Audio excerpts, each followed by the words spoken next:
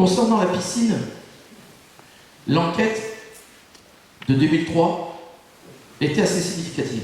63% des îlets voulaient une piscine. 63%. L'a-t-on fait? Non.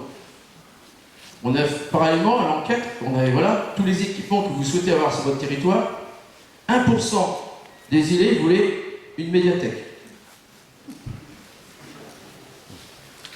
Néanmoins, c'est pas parce qu'on a un faible pourcentage qu'il ne faut pas faire non plus. On a consulté deux structures ces dernières années, et ces deux structures souhaitent développer vraiment leur outil de travail. Et ils nous ont dit, oui, une piscine pourrait être intéressante, et d'avoir un partenariat avec la collectivité permettrait d'amortir les dépenses de fonctionnement. Donc effectivement, on peut imaginer que ce soit Pierre ou Paul qui fasse une piscine de taille raisonnable, et à partir de là, nous, on contribue au fonctionnement, et ça permet effectivement d'éviter d'investir massivement, hein, même c'est parce qu'on sait qu'une piscine coûte quand même relativement cher, et c'est une idée pour nous qui est primaire.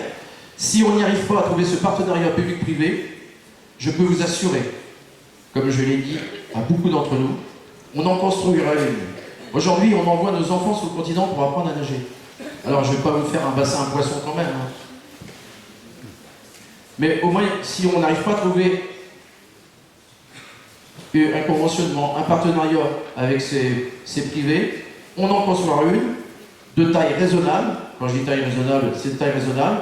Et on fera en sorte, effectivement, de toute façon, de vous tenir informés. C'est important. C'est l'engagement qu'on fait auprès de vous tenir informés